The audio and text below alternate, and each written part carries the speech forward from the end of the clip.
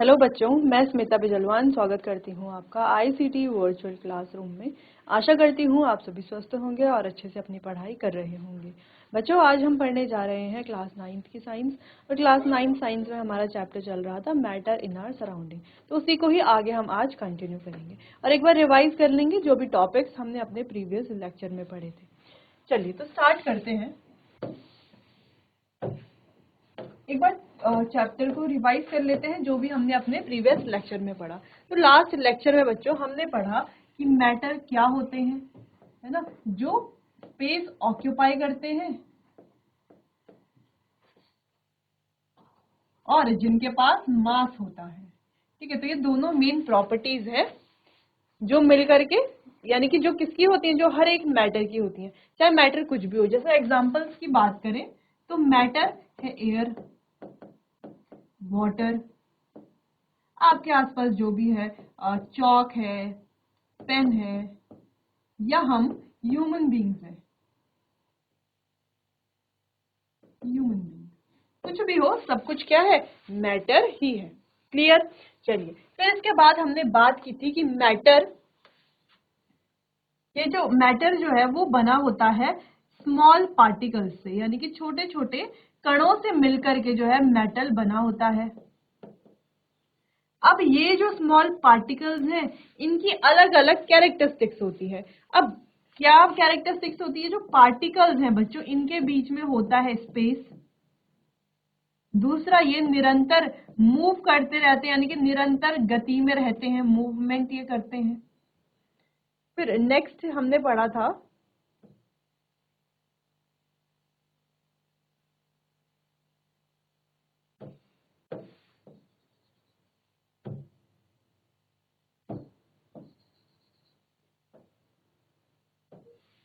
Matter के जो particles हैं वो मूव करते रहते हैं, इनके बीच में स्पेस भी होता है। ठीक, और भी कई सारी कैरेक्टरिस्टिक्स हमने पढ़ी कि इनके बीच में होता है फोर्स ऑफ अट्रैक्शन। मैटर के जो पार्टिकल्स हैं उनके बीच में फोर्स ऑफ अट्रैक्शन भी होता है। ठीक है, तो ऐसी अलग अलग कैरेक्टरिस्टिक्स हमने पढ़ी थी। अब ये जो कैरेक्टरिस्टिक्स हैं इनके बेसिस पर हम क्या बनाते हैं, हमें पता चलता है कि मैटर की मुख्यतः 3 स्टेट्स होती हैं। वो होती है, पहला है सॉलिड, दूसरा है लिक्विड और तीसरी है गैसियस स्टेट। इसके अलावा एक चौथी स्टेट भी होती है जिसे हम प्लाज्मा कहते हैं, और एक पांचवी स्टेट भी होती है जिसे हम बोस, आइंस्टीन, कंडेंसेट भी कहते हैं। ठीक है, बोस, आइंस्टीन, कंडेंसेट भी हम इसे कहते हैं। क्लियर। चलिए, तो यहां तक हमने अपने लास्ट लेक्चर में कंप्लीट कर लिया था। इसके अलावा हमने पढ़ लिया था कि जो सॉलिड जो पार्टिकल्स हैं इनके क्या क्या कैरेक्टरिस्टिक्स होती हैं। जैसे इनका एक डेफिनेट शेप होता है,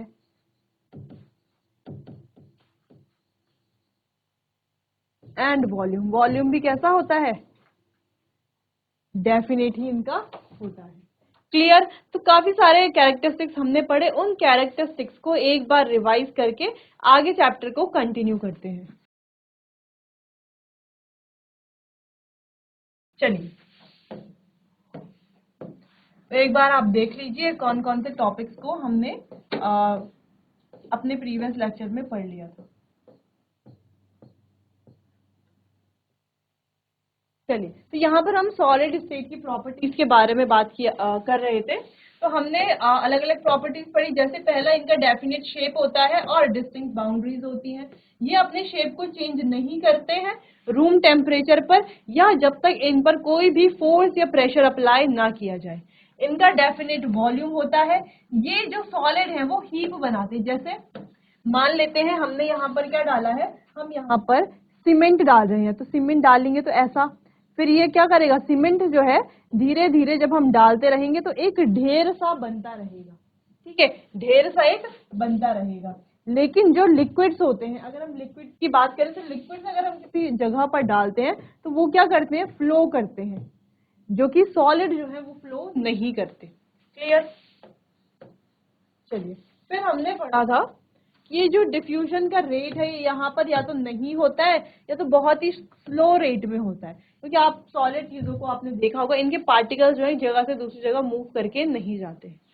अगला है ये इनके जो सॉलिड्स है, इनमें जो इनमें अलग अलग सॉलिड्स में जो अट्रैक्शन है वो तो नेग्लिजिबल होता है, लेकिन सॉलिड के पार्टिकल्स में जो फोर्स ऑफ अट्रैक्शन है वो सबसे ज्यादा होता है।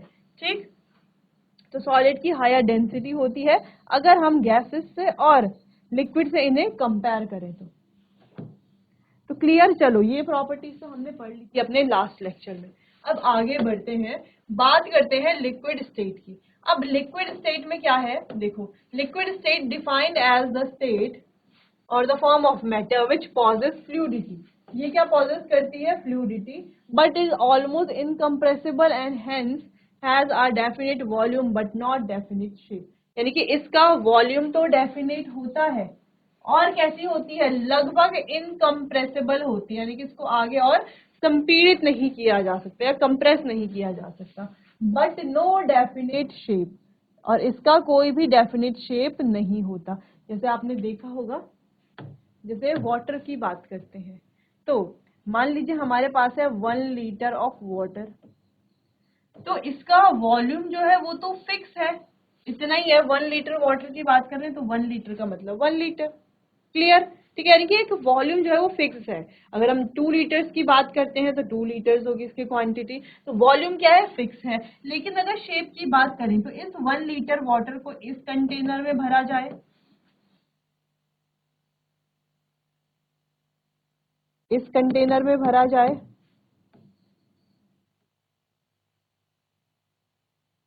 इस कंटेनर में भरा जाए,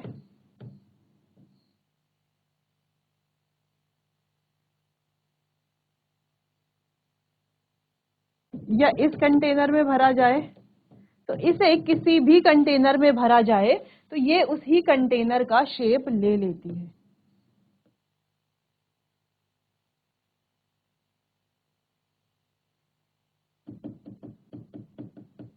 ठीक है, तो जिस भी कंटेनर में हम इसे भरते हैं ये उसी कंटेनर का शेप ले लेती है। तो यानी कि इसका एक डेफिनेट वॉल्यूम तो है लेकिन कोई डेफिनेट शेप नहीं है। ये इसे जिस भी कंटेनर में डाला जाता है उसी कंटेनर का ये शेप ले लेती है। क्लियर है इतनी बात।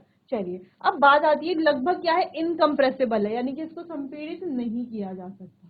ठीक है, चलिए क्लियर। चलिए नोट कीजिए इतना। चलिए लिक्विड्स की कैरेक्टरिस्टिक्स भी देख लेते हैं एक एक करके। Liquid do not have a definite shape. पहली कैरेक्टरिस्टिक, इसका डेफिनेट शेप नहीं है। They take up the space of the container in which they are kept, यानी कि ये उसी कंटेनर का शेप ले लेते हैं जिसमें इन्हें रखा जाता है। जैसे कि अभी अभी हमने देखा कि अगर कोई कंटेनर इस प्रकार का हो या कोई कंटेनर इस प्रकार का हो या कोई कंटेनर इस प्रकार का हो, तो कंटेनर का किसी भी प्रकार का हो ये शेप ले लेती है कंटेनर का। क्लियर। ठीक है, यानी कि इसका फिक्स्ड शेप नहीं होता। अगला है liquid have a definite volume at a given temperature. तो एक गिवन टेम्परेचर पर इनका जो वॉल्यूम है वो डेफिनेट होता है। ठीक, चलिए लिक्विड टेंड टू फ्लो। अब लिक्विड क्या करते हैं, इनकी टेंडेंसी होती है फ्लो करने की। जैसे आप कहीं पर पानी अपनी बॉटल से क्या कीजिए, पानी डालिए नीचे पे, ठीक है, तो आप क्या देखोगे, वो पानी क्या एक जगह पर उसका ढेर बनेगा, क्या नहीं बनेगा। पानी क्या होगा, बहता जाएगा। अगर हम उसको किसी कंटेनर में नहीं भर रहे हैं, तो अगर हम उसको डायरेक्टली फर्श पर डाल रहे हैं या किसी प्लेन एरिया पर डाल रहे हैं, ठीक है, जहां पर कोई बाउंड्री नहीं है, तो अगर हम पानी को डालते हैं तो पानी क्या करता है, फ्लो करने लगता है। ठीक है, तो ये उसकी टेंडेंसी है फ्लो करने की। जबकि अभी हमने सॉलिड्स पढ़ा था तो उनकी टेंडेंसी नहीं है फ्लो करने की, वो क्या करते हैं, हीप करते हैं। ठीक है, चलिए अगला, तो they can not be heaped, इसीलिए इन्हें हीप नहीं किया जा सकता। Due to the property of fluidity liquids are also called fluids. तो इनकी जो ये फ्लूइडिटी की जो ये प्रॉपर्टी है, इसकी वजह से लिक्विड्स को फ्लूइड्स भी कहा जाता है। ठीक है, तो लिक्विड भी कहीं पर आपको अगर फ्लूइड भी दिखे तो आपको कंफ्यूज नहीं होना है। अगला है with in the liquids not only the liquid but solid and gases can also diffuse. अगर हम बात करें तो लिक्विड ही नहीं सॉलिड और गैसेस भी डिफ्यूज होती है, लेकिन अभी हमने सॉलिड्स में पढ़ा कि इनका डिफ्यूजन का जो रेट है वो बहुत ज्यादा कम होता है, ना के बराबर ऑलमोस्ट होता है। Liquid can diffuse easily as compare to solid, लेकिन जब हम लिक्विड की बात करते हैं तो वो सॉलिड के कंपैरिजन में ज्यादा डिफ्यूज करती है। तो हम एक ऑर्डर अगर लिखना चाहें तो हम लिख सकते हैं डिफ्यूजन का ऑर्डर लिक्विड में ज्यादा होता है than solids. Okay, this is because, अच्छा ये किस वजह से होता है, क्योंकि इनके बीच में होता है intermolecular space between the particles of liquid as compare to solid. यानी कि इनके जो पार्टिकल्स है इनके बीच में होता है इंटरमॉलिक्यूलर स्पेस। जैसे कि आपने देखा है सॉलिड के जो पार्टिकल्स हैं वो कुछ इस तरीके से होते हैं, ठीक है, और लिक्विड के जो पार्टिकल्स हैं वो कुछ इस तरीके से होते हैं, ठीक। तो यहाँ पर इंटरमॉलिक्यूलर स्पेस ज्यादा है, इस वजह से ये डिफ्यूज क्या करते हैं, ज्यादा डिफ्यूज करते हैं जल्दी, मतलब सॉलिड के कंपैरिजन में ज्यादा इनका रेट ऑफ डिफ्यूजन होता है। अगला है दे आर ऑलमोस्ट इनकम्प्रेसिबल।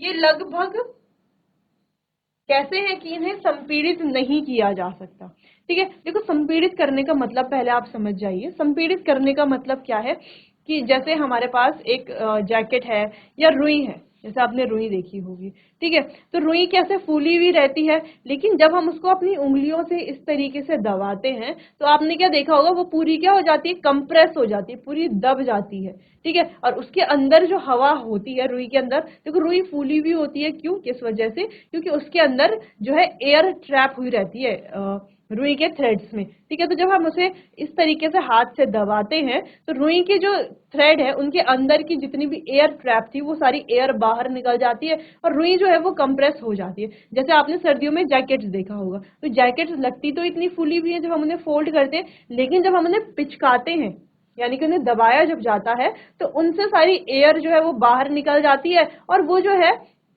कैसे हो जाते हैं, एकदम संपीड़ित हो जाते हैं, यानी कि बिल्कुल कंप्रेस होकर के बहुत पतला उनका जो साइज है वो हो जाता है। पहले अगर उनका साइज इतना था तो कंप्रेस करने के बाद लगभग इतना साइज हो जाता है, ठीक है। तो इसे ही कंप्रेशन कहा जाता है, कंप्रेशन कहें यानी कि इसे ही कहा जाता है कंप्रेस करना, ठीक है। तो ये जो पार्टिकल्स हैं लिक्विड के ये ऑलमोस्ट इनकम्प्रेसिबल है। तो देखो लिक्विड को आप क्या कंप्रेस कर पाओगे, नहीं कर पाएंगे हम लिक्विड को कंप्रेस। हालांकि जो सॉलिड है उन्हें भी हम कंप्रेस नहीं कर सकते, लेकिन अब आप कहेंगे रुई भी तो सॉलिड है, उसे तो हम कंप्रेस कर पा रहे हैं। या अगर हम स्पंज की बात करें तो स्पंज भी सॉलिड है, उसे भी हम कंप्रेस कर पा रहे हैं। लेकिन जो हमने प्रॉपर्टी पढ़ी है सॉलिड की वो तो कहती है कि सॉलिड्स को कंप्रेस करना नामुमकिन है, मतलब बिल्कुल ही हम कह सकते हैं कि इम्पॉसिबल सा है, ठीक है। तो ऐसा क्यों कि कुछ सॉलिड को तो हम कंप्रेस कर पा रहे हैं। तो ये ही हमने सबसे पहले पढ़ा था कि ये जो प्रॉपर्टीज है ये मैटर टू मैटर वेरी करती हैं। हो सकता है सारे मैटर जो है उन पर ये फॉलो करती हो, ये उनको जो ये रूल है, रूल कहें या प्रॉपर्टी कहें, वो ये जो प्रॉपर्टी है सारे मैटर इस प्रॉपर्टी को फॉलो करते हो, लेकिन कुछ मैटर नहीं करते हैं, ठीक है। तो ये कुछ केसेस हैं, जैसे स्पंज की बात करें तो स्पंज भी सॉलिड है लेकिन उसे भी कंप्रेस किया जा सकता है, जैसे कॉटन को कंप्रेस किया जा सकता है। मान लेते हैं ये जैकेट है, ठीक है, तो ये जैकेट को भी कंप्रेस किया जा सकता है, हालांकि ये भी सॉलिड है लेकिन कंप्रेसिबल है, ठीक है। तो सारे सॉलिड को कंप्रेस नहीं किया जा सकता, ये हमारा स्टेटमेंट, तो ये स्टेटमेंट नहीं है एक प्रॉपर्टी है, लेकिन सभी मैटर के लिए ये सेम नहीं है, ठीक है, मैटर टू मैटर वेरी करती है। वैसे ही अगर हम लिक्विड्स की बात करें तो लिक्विड में किसी भी लिक्विड को हम ले ले तो क्या उसे कंप्रेस किया जा सकता है, बिल्कुल भी नहीं। तो लिक्विड को कंप्रेस नहीं किया जा सकता, किया जा सकता है तो थोड़ा बहुत किया जा सकता है क्योंकि इनके पार्टिकल्स के बीच में स्पेस होते हैं इसीलिए। अगली प्रॉपर्टी है the attraction of force between the particles of liquid is greater than of gases but less than of solid. अगर यहाँ पर अट्रैक्शन की फोर्स के बारे में बात करें, ठीक है, फोर्स ऑफ अट्रैक्शन की बात करें तो सॉलिड के जो पार्टिकल्स हैं वहां पर फोर्स ऑफ अट्रैक्शन सबसे ज्यादा होती है, फिर लिक्विड में, फिर गैसियस में, ठीक है। तो लिक्विड में भी फोर्स ऑफ अट्रैक्शन अच्छी खासी होती है, जिस वजह से वाटर के जो पार्टिकल्स हैं वो एक दूसरे को पकड़ के रखते हैं, एक दूसरे को होल्ड करके रखते हैं, ठीक है। इससे पानी हमें पूरा एक साथ दिखाई देता है, इस वजह से भी। क्लियर है। अच्छा, ये जो पानी के जो पार्टिकल्स हैं वो इस फोर्स को खो भी देते हैं कभी कभी, यानी कि जैसे हम टेम्परेचर बढ़ाते हैं या इवेपोरेशन टेक्निक है जहां पर पार्टिकल्स क्या करते हैं, वो अपने सरफेस के जो मॉलिक्यूल्स हैं वाटर के, वो क्या करते हैं, हीट को एब्जॉर्ब करते हैं और काइनेटिक एनर्जी बढ़ जाने के कारण वो नीचे वाले पार्टिकल्स को छोड़ करके वो खुद इवेपोरेट हो जाते हैं। खैर इवेपोरेशन को ये तो है हम आगे पढ़ेंगे, फिलहाल आपको इतना जानना है। अगर हम फोर्स ऑफ अट्रैक्शन की बात करते हैं तो सॉलिड्स के बीच में फोर्स ऑफ अट्रैक्शन सबसे ज्यादा होता है, जिस वजह से उनका एक फिक्स शेप होता है। वैसे गैसेस का लिक्विड का फोर्स ऑफ अट्रैक्शन सॉलिड के कंपैरिजन में तो कम होता है, लेकिन गैसेस के कंपैरिजन में ज्यादा होता है। अगला है density. Density of liquid is generally less than that of solid. अगर हम डेंसिटी की बात करें तो लिक्विड को जो डेंसिटी है वो सॉलिड से कम है, यानी कि सॉलिड की डेंसिटी ज्यादा होगी लिक्विड से। ठीक है, डेंसिटी की ये बात हो गई। क्लियर। डेंसिटी हमने पढ़ा था अभी कि सॉलिड्स की डेंसिटी ज्यादा होती है। क्लियर। चलिए, तो ये है सारी प्रॉपर्टीज, इन्हें आप नोट कर लीजिए। चलिए आगे बढ़ते हैं। अगला है लिक्विड स्टेट। अब बात करते हैं लिक्विड स्टेट की और इनकी कुछ कैरेक्टरिस्टिक्स या प्रॉपर्टीज के बारे में। चलिए, तो सबसे पहला liquid is defined as the form of matter which possess fluidity, जो फ्लूइडिटी तो possess करती है but almost incompressible and hence definite volume and definite shape। ठीक है, चलो ये तो लिक्विड का ही हो गया। गैसेस की बात करते हैं। लिक्विड बच्चों हमने कंप्लीट कर लिया था। ठीक है, तो लिक्विड्स ये हमने यहाँ पर लिक्विड पढ़ लिया था। अब बात करते हैं गैसेस की और इनकी प्रॉपर्टीज की। सबसे पहले gases do not have definite shape. Gases का कोई डेफिनेट शेप नहीं होता। They do not have a definite volume too, और ना ही इनका डेफिनेट वॉल्यूम होता है। ठीक है, तो अगर गैस को किसी क्लोज्ड कंटेनर में डाल दिया जाए तो वो उस कंटेनर का पूरा स्पेस ऑक्यूपाई कर लेते हैं। क्लियर। चलिए अगला, gases also have a tendency to flow as a liquid do. तो गैसेस की भी टेंडेंसी होती है फ्लो करने की, जैसे कि लिक्विड्स की होती है। जैसे एयर ही है, एयर क्या है, मिक्सचर ऑफ गैसेस है, तो ये भी क्या कर रही है, फ्लो ही तो कर रही है। क्लियर। चलिए, therefore they are also considered as fluid, तो इनको भी हम फ्लूइड कह सकते हैं। Gases diffuse very easily among other substances at considerable rate. अगर हम डिफ्यूजन की बात करें तो सॉलिड में तो बहुत कम डिफ्यूजन होता है, ना के बराबर या नेग्लिजिबल है। लिक्विड में डिफ्यूजन थोड़ा बहुत होता है, लेकिन जो हमारा गैसेस हैं इनमें डिफ्यूजन का रेट बहुत ज्यादा हाई होता है। किस वजह से? Due to high speed of particles, particles की हाई स्पीड की वजह से, and large space between them, और इनके बीच में लार्ज स्पेस होने की वजह से। Gases show property of diffusing very fast into other gases. तो एक गैस दूसरे गैस में बहुत इजीली और बहुत जल्दी जल्दी डिफ्यूज कर जाती है। Gases are highly compressible. अब जैसे कि हमने सॉलिड में देखा था तो वो कंप्रेसिबल नहीं थे, लिक्विड्स वो थोड़ा सा कंप्रेसिबल थे, लेकिन अगर हम गैसेस की बात करते हैं तो ये हाईली कंप्रेसिबल होते हैं। ठीक है, हाईली कंप्रेसिबल ये होते हैं। देखो, हाईली कंप्रेसिबल होंगे ही। अगर हम लिक्विड की बात करते हैं तो लिक्विड अगर यहाँ पर है तो यहाँ पर ही है, इसको कितना ही हम कंप्रेस कर लेंगे। और अगर कोई सॉलिड है तो सॉलिड अपनी जगह पर है, उसका तो अपना एग्जैक्ट शेप है, वॉल्यूम है।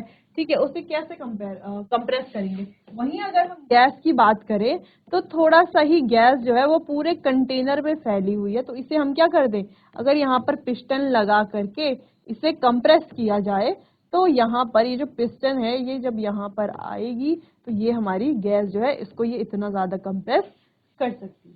इसीलिए हम कह रहे हैं कि जो गैसेस हैं कैसी है, हाईली कंप्रेसिबल है, कंप्रेस किया जाता है। जैसे आपने सुना होगा जो हमारी एलपीजी है तो वो क्या है, एक पेट्रोलियम गैस है, लेकिन इसे लिक्विफाई किया जाता है हाई प्रेशर पर।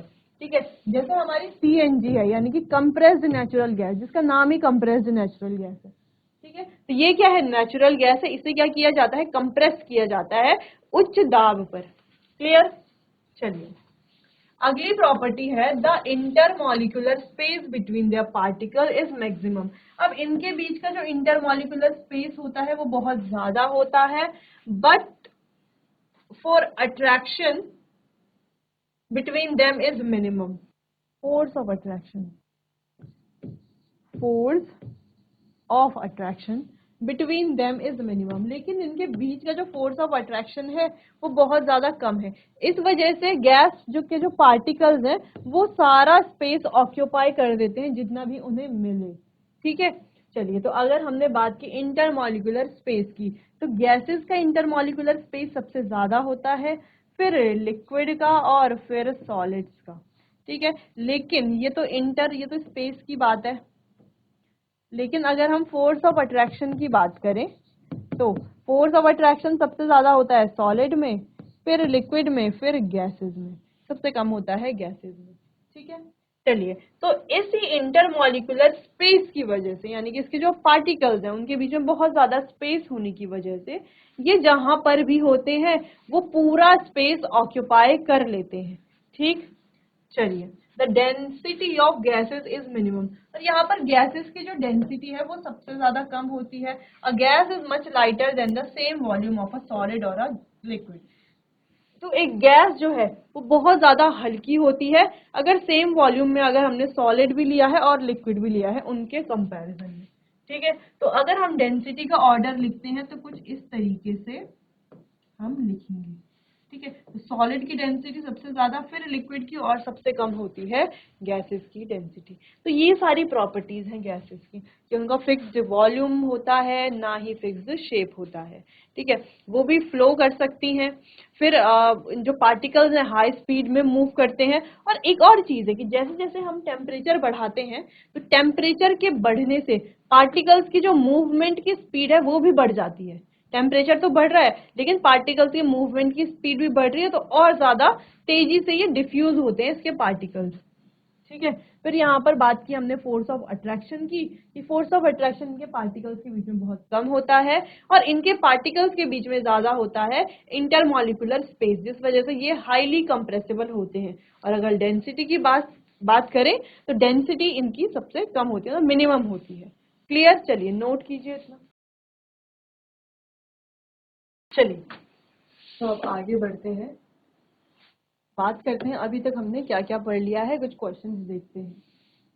चलिए तो पहला क्वेश्चन है, what is the condition for something to be called matter, यानी कि वो क्या कंडीशन है जिससे हम किसी भी चीज को मैटर कहें। जैसे अगर हम कह रहे हैं कि ये पेन एक मैटर है, तो क्या कंडीशन है जिसके बेसिस पर हम इस पेन को एक मैटर कह रहे हैं। तो वो क्या कंडीशंस है, वो दो इंपॉर्टेंट कंडीशंस है।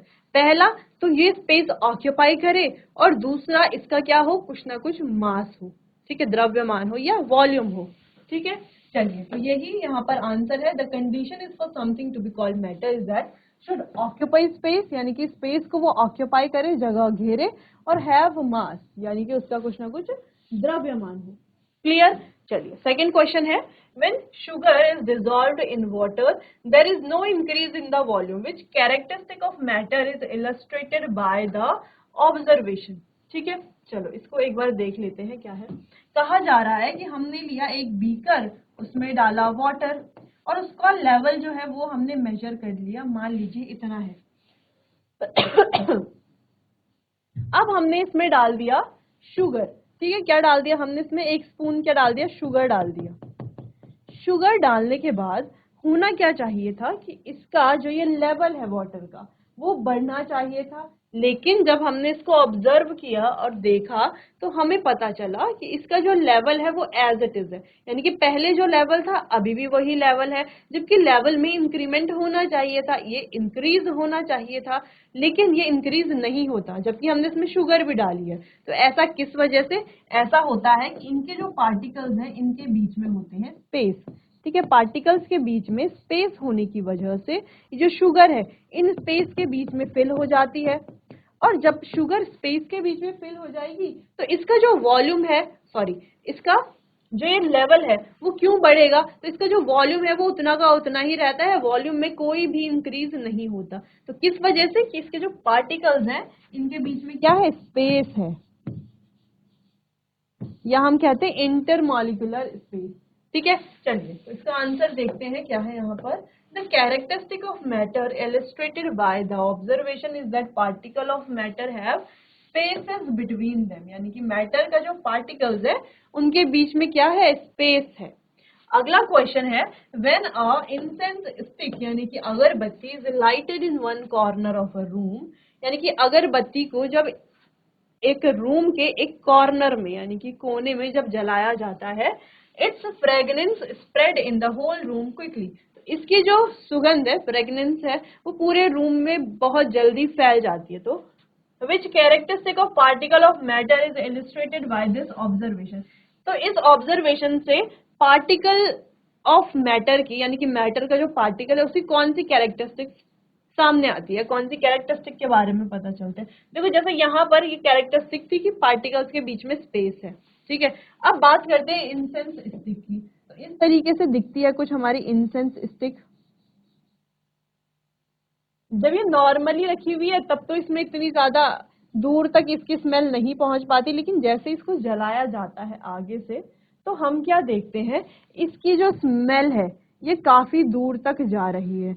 ऐसा किस वजह से हो रहा है कि क्योंकि इसके जो पार्टिकल्स हैं वो क्या कर रहे हैं, मूव कर रहे हैं, मूवमेंट ऑफ पार्टिकल्स। तो ऐसा क्यों, जब जब आग जलाई इस पे, यानी कि जब इसको लाइट किया तब ही क्यों पार्टिकल्स मूव कर रहे हैं, जब आग नहीं जलाई थी तब पार्टिकल्स ने मूवमेंट क्यों नहीं किया, वो इस वजह से। देखो जैसे जैसे हम इसको लाइट करते हैं यानी कि इसका टेम्परेचर होता है इंक्रीज, टेम्परेचर इंक्रीज होने से पार्टिकल्स की जो काइनेटिक एनर्जी है, जिसको हम मूविंग एनर्जी भी कहते हैं, तो ये काइनेटिक एनर्जी भी इंक्रीज हो जाती है। काइनेटिक एनर्जी इंक्रीज होने की वजह से ये जो पार्टिकल्स हैं क्या करने लगते हैं, बहुत हाई स्पीड में मूवमेंट करने लगते हैं। इस वजह से एक कॉर्नर में अगर ये इंसेंस स्टिक रखी हुई हो तो पूरे रूम में क्या, पूरे घर में इसकी स्मेल पहुंच जाती है, क्योंकि इसके पार्टिकल्स की मूवमेंट की वजह से। ठीक है, चलिए तो यहाँ पर आंसर वही हमने लिखा है। तो this illustration shows that the particles are constantly moving, क्योंकि पार्टिकल्स क्या करते हैं, कॉन्स्टेंटली मूव करते रहते हैं, और ऐसा नहीं कि एक ही डायरेक्शन में हमने बनाया है तो नहीं, वो इधर की डायरेक्शन में भी मूव कर रहे होंगे। क्लियर, चलिए इन क्वेश्चंस को आप नोट कर लीजिए। चलिए बच्चों, तो आपने क्वेश्चन नोट कर लिए होंगे। अच्छा कुछ और क्वेश्चंस भी हैं। A piece of chalk can be broken into small pieces by hammering, but a piece of iron can not be broken by hammering. Which characteristic of particle of matter is illustrated by this observation. देखो हमने लिया एक चौक, ये क्या है, चौक है, और साथ में ली हमने एक कील यानी कि आयरन नेल। अब हमने लिया एक हैमर, ठीक है। इस हैमर से हमने इसको क्या किया, इस हैमर मारा, इसमें हैमरिंग करी, यानी कि हैमर से इसको बीट किया, ठीक है। और उसी सेम हैमर से हमने इसको भी बीट किया, ठीक है। तो हमने क्या देखा कि जो चौक है वो तो क्या हो गई, छोटे छोटे पीसेस में ब्रेक हो गई, लेकिन जो आयरन नेल है वो वैसी की वैसी रही। ये किस वजह से, जबकि दोनों ही सॉलिड है, तो ये किस वजह से हुआ, ये हुआ इनके पार्टिकल्स के बीच में फोर्स ऑफ अट्रैक्शन की वजह से। किसकी वजह से, फोर्स ऑफ अट्रैक्शन। अब आयरन नेल के जो पार्टिकल्स हैं इनके बीच में फोर्स ऑफ अट्रैक्शन जो है, तो शॉर्ट में हम FOA कहते हैं, वो बहुत ज्यादा है, जबकि चौक के जो पार्टिकल्स हैं इनके बीच में जो फोर्स ऑफ अट्रैक्शन है वो बहुत ज्यादा कम है। इस वजह से ये फोर्स ऑफ अट्रैक्शन की कम होने की वजह से ये क्या हो जाता है, आसानी से टूट जाता है, और यहाँ पर फोर्स ऑफ अट्रैक्शन ज्यादा होने की वजह से ये आसानी से नहीं टूट पाता। ठीक है, चलिए तो फोर्स ऑफ अट्रैक्शन ज्यादा होने का मतलब क्या है कि दो पार्टिकल हैं वो आपस में बहुत टाइटली जुड़े हुए, यानी कि उनको अलग कर पाना बहुत मुश्किल है। वही दो पार्टिकल ऐसे जो आपस में जुड़े तो हैं लेकिन बहुत टाइटली नहीं बाउंडेड है, तो वो आसानी से हट जाएंगे। तो ये डिपेंड करता है फोर्स ऑफ अट्रैक्शन पे। अगला क्वेश्चन है, what is the scientific name of particle which make up matter, यानी कि उस पार्टिकल का साइंटिफिक नेम क्या है जिससे मैटर बना हुआ होता है। वैसे तो हम इन्हें क्या कह रहे हैं, स्मॉल पार्टिकल्स कह रहे हैं या टाइनी पार्टिकल्स कह रहे हैं, लेकिन इन्हें कहा जाता है बच्चों एटम्स एंड मॉलिक्यूल्स। ये हमने चैप्टर जब हमने स्टार्ट किया था तो तब हमने इसको अच्छे से समझ लिया था। तो वही यहाँ पर लिखा गया, is made up of compose of atoms and molecule, यानी कि कोई भी मैटर किससे बनता है, स्मॉल पार्टिकल्स। ये जो स्मॉल पार्टिकल्स है इन्हीं को क्या कहा जाता है, इन्हीं स्मॉल पार्टिकल्स को एटम्स या मॉलिक्यूल्स कहा जाता है। अगर और डिटेल में हम देखें तो एटम्स मिलकर के बनाते हैं मॉलिक्यूल्स, और ये मॉलिक्यूल्स मिलकर के बनाते हैं मैटर को। ठीक है, तो बेसिकली अगर हम कहें कि एटम्स क्या है, किसी मैटर की बिल्डिंग ब्लॉक है। क्लियर इतना?